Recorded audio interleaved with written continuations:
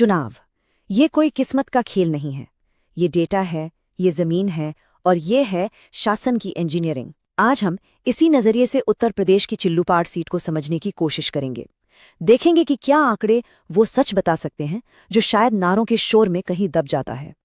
तो चलिए सीधे चलते हैं ग्राउंड जीरो पर, गोरखपुर की चिल्लूपाड़ विधानसभा सीट नंबर 328। देखिए, ये सिर्फ एक चुनावी मैदान नहीं है, ये एक कैनवस है जहां जमीन की हकीकत, लोगों की उम्मीदें और ठंडे सख्त आंकड़े एक साथ मिलकर एक कहानी कहते हैं। और ये कहानी आपको सोचने पर मजबूर कर देगी। तो इस पूरी पहेली को हम कैसे समझेंगे? हमारा रोड मैप साफ है। पहले जमीन और आंकड़ों को जानेंगे, फिर देखेंगे कि वो 22,000 वोटों की चुनौती आखिर है क्या। 2022 के जनादेश को बारीकी से परखेंगे, 3 दशकों के चुनावी इतिहास में पैटर्न ढूंढेंगे और इन सब से एक ठोस ब्लूप्रिंट तैयार करेंगे। और हाँ, आखिर में ये भी समझेंगे कि एक जनादेश का असली मतलब क्या होता है। पहला कदम, जमीन और आंकड़े। किसी भी रणनीति को बनाने से पहले रणभूमि को समझना पड़ता है और यहाँ रणभूमि के 2 पहलू हैं। एक, जमीन पर लोगों की असल परेशानियां क्या हैं और दूसरा, वो सख्त आंकड़े क्या कहानी कह रहे हैं। तो जब हम जमीन की बात करते हैं तो हमारा मतलब क्या है? मतलब है लोगों की रोज की जिंदगी।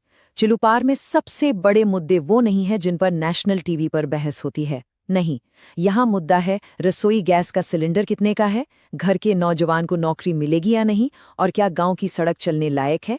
ये हैं असली जमीनी मुद्दे। और जब इन जमीनी मुद्दों को हम आंकड़ों के चश्मे से देखते हैं तो तस्वीर और साफ हो जाती है। 2022 का नतीजा देखिए। बीजेपी को मिले 42.49% वोट, समाजवादी पार्टी को लगभग 33% और बीएसपी को 20%। साफ है कि विपक्ष का वोट बटा हुआ है। अब यहीं से असली इंजीनियरिंग का काम शुरू होता है। सवाल यह है, इस बंटवारे को एक जीत के समीकरण में कैसे तब्दील किया जाए?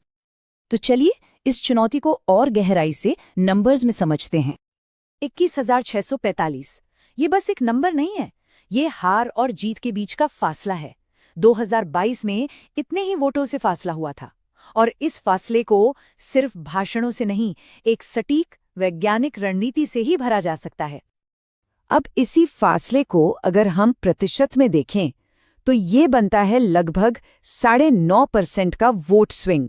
मतलब जीत के लिए इतने प्रतिशत वोटों को अपनी तरफ खींचना होगा। काम मुश्किल जरूर है, पर नामुमकिन बिल्कुल नहीं।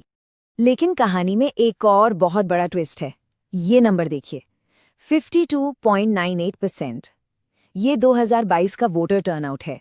इसका मतलब क्या हुआ?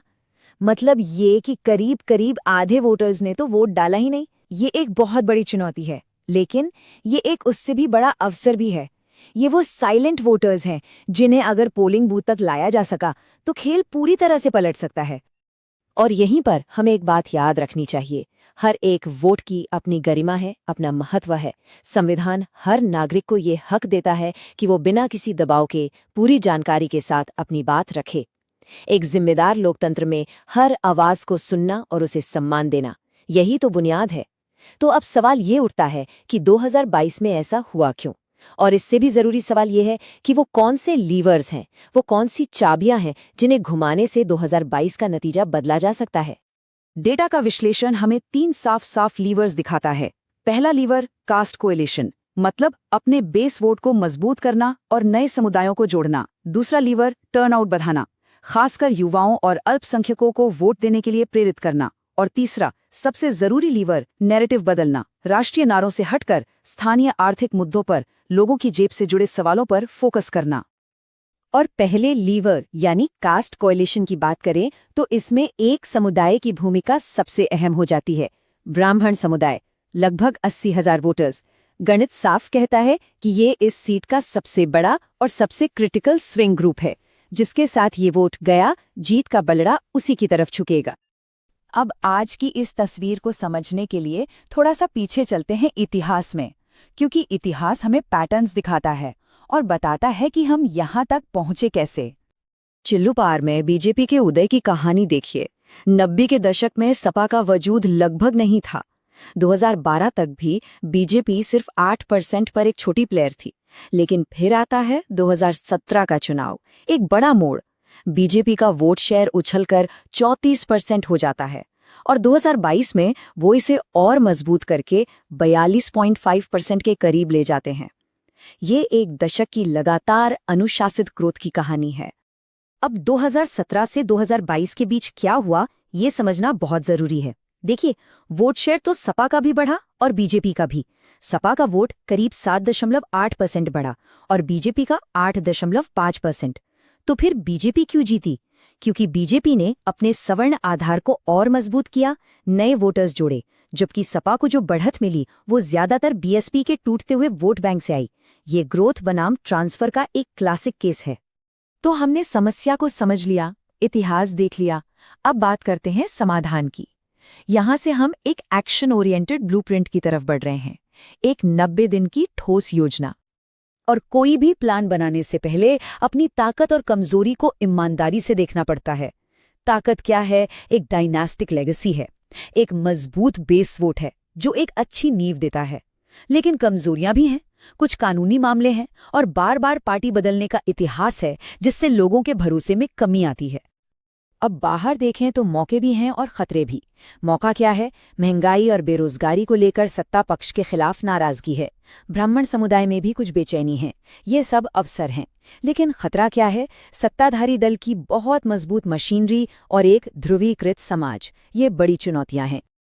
तो इन सब ताकतों, कमजोरियों, मौकों और खतरों को ध्यान में रखते हुए एक 90 दिन का एक्शन प्लान बनता है। शुरुआत के 30 दिन प्लानिंग और सर्वे में, अगले 30 दिन ग्राउंड पर उतरकर लोगों से जुड़ने में, आखिरी 30 दिन कैंपेन को तेज करने और मीडिया मैनेजमेंट में, और आखिरी के 14 दिन सिर्फ और सिर्फ एक काम, गेट आउट द वोट, मतलब वोटर्स को पोलिंग बूथ तक लाना।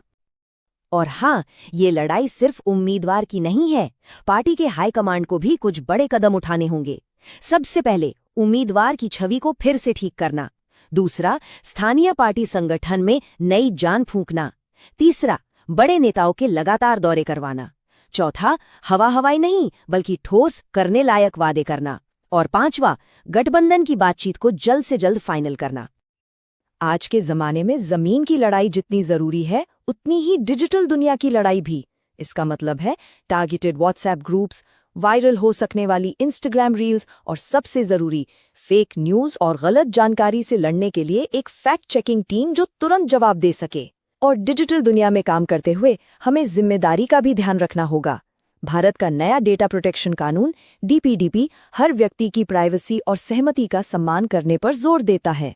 राजनीतिक संवाद में भी लोगों के डेटा का इस्तेमाल पूरी पारदर्शिता और सम्मान के साथ होना चाहिए। ये सिर्फ कानून की बात नहीं, भरोसे की बात है। तो हमने ये तो देख लिया कि चुनाव जीता कैसे जाए, लेकिन अब एक बड़ा सवाल, ये सब क्यों? इस पूरी मेहनत का, इस पूरी रणनीति का आखिरी मकसद क्या है? क्या सिर्फ चुनाव जीतना? नहीं, मकसद है जनादेश को एक उद्देश्य में बदलना, लोगों की सेवा में बदलना। और इस पूरे विश्लेषण का सार यही है, जीत पुराने फॉर्मूलों को दोहराने से नहीं मिलेगी, जीत मिलेगी एक नया गठबंधन बनाने से। एक ऐसा गठबंधन जो लोगों की साझा आर्थिक परेशानियों पर बना हो और जिसका आधार हो सबके लिए समावेशी सम्मान का संदेश। तो रास्ता साफ है और काम बहुत मुश्किल है, लेकिन सबसे बड़ा सवाल यही है, क्या एक डेटा पर आधारित ब्लूप्रिंट 22,000 वोटों के घाटे को एक ऐसे जनादेश में बदल सकता है जिसका केंद्र सिर्फ और सिर्फ जनता हो? अगर आप एक जन केंद्रित नेता बनना चाहते हैं और अपने निर्वाचन क्षेत्र का विकास करना चाहते हैं तो blueprintstrategies.ai से mgr@blueprintstrategies.ai पर संपर्क करें या 08042041602 पर कॉल करें। Purpose beyond politics,